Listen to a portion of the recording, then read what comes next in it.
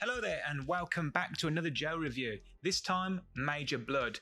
So Major Bludd released in 2021, yet another Target exclusive, another difficult find.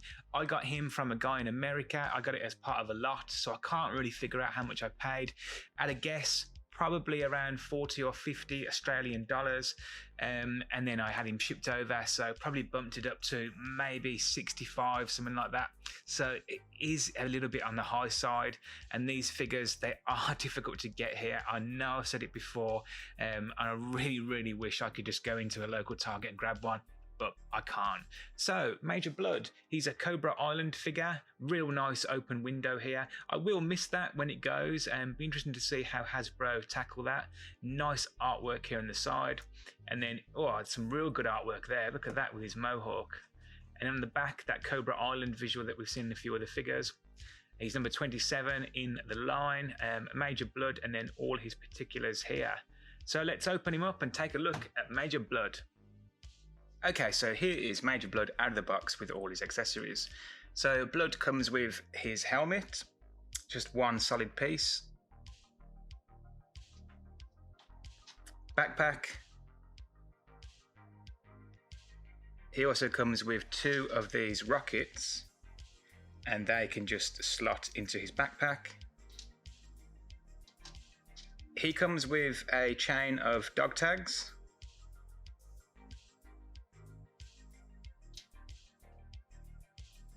A revolver, a massive revolver. This one's actually quite nice, some different paint applications here, silver and black. Very nice. And then what looks like some sort of laser pistol. Very nice indeed. And in keeping with all the Joes so far, you can get all of the accessories on the figure.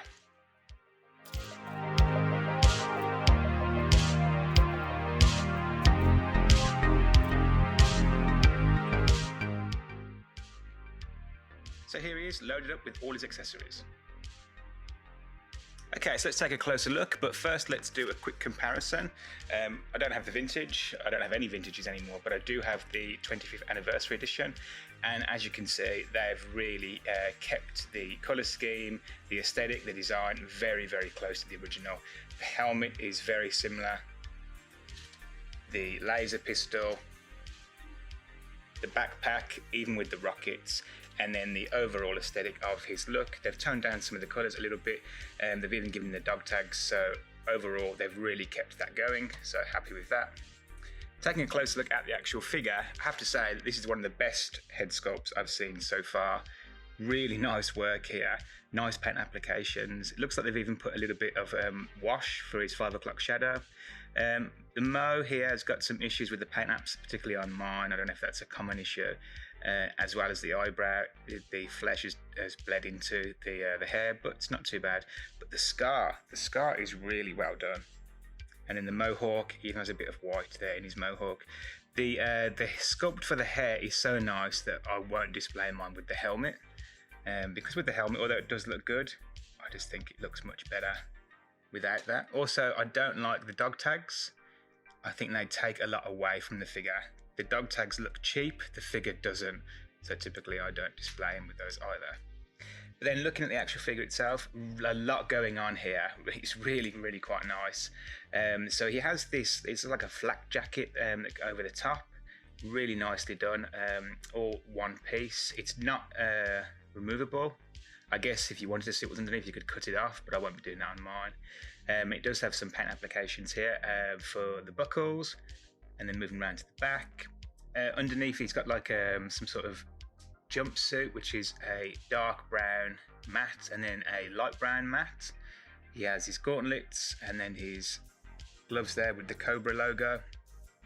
The other side is obviously his robotic arm, and this is very nice. The sculpt is really nice, but I think on the shelf the colour is too close to this arm, so you can't really tell that he's got a robotic arm. It's very nice, but I think maybe if they'd given it a little bit of a shine to it, or possibly a slight gunmetal wash or dry brush, but that's just me being a little bit critical. It is very nicely done indeed. And then moving down, he's got his belt, has some grades on it here. all one piece, moving down to the holster on his thigh. And then the legs, I don't know that I've seen these yet. I really don't compare the figures too much to see if there's been reuses, but I guess they're probably, if they haven't reused this yet, they almost certainly will in the future one, but I don't think I've seen these particular designs yet. And then he's even got, it looks like a Cobra logo, I'm not sure, on his knee pad. And then moving down, he's got the shin guards on the boots, and then these really, really brutal looking steel toe cap boots. So very nicely done. Really, really pleased with this figure. So just quickly, articulation, we know what to expect, but let's just go over it very, very quickly.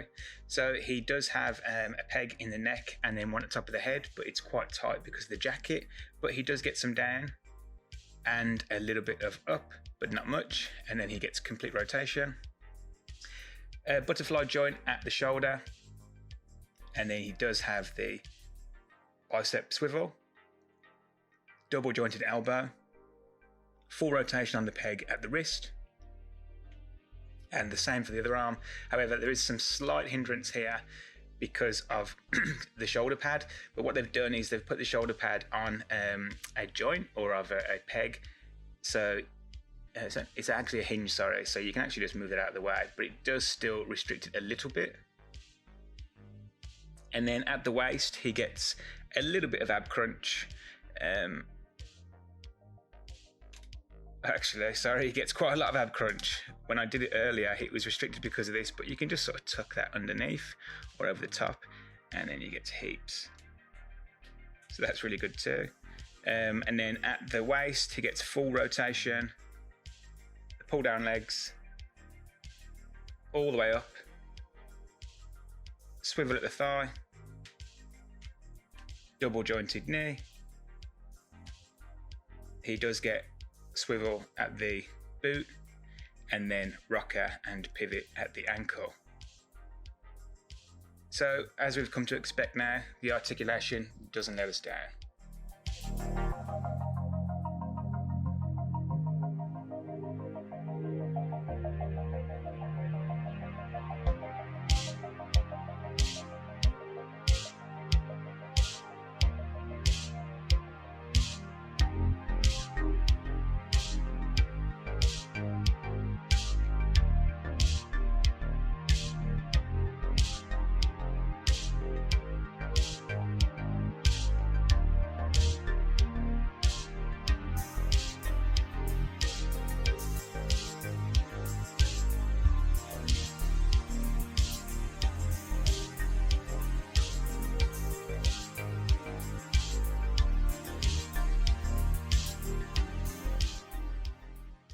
So my final thoughts on Major Bludd, and is he worth getting? Absolutely. Major Bludd is a badass figure.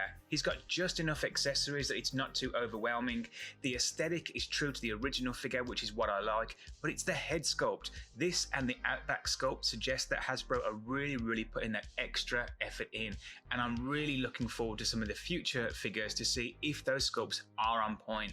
This one is unfortunately a little bit harder to find. I know Big Bad Toy Store did put up a bunch of pre-orders for the Cobra Island series, but I don't think Bludd was included. I have seen him on a few Facebook groups and eBay, but he does go for a pretty penny. So if you haven't got yours, I'm not sure what to suggest. I don't like the dog tags that he has. I do think they're a bit cheap, and the rockets are a bit difficult to stay in the backpack, but those are two minor gripes. Apart from that, he's a great figure.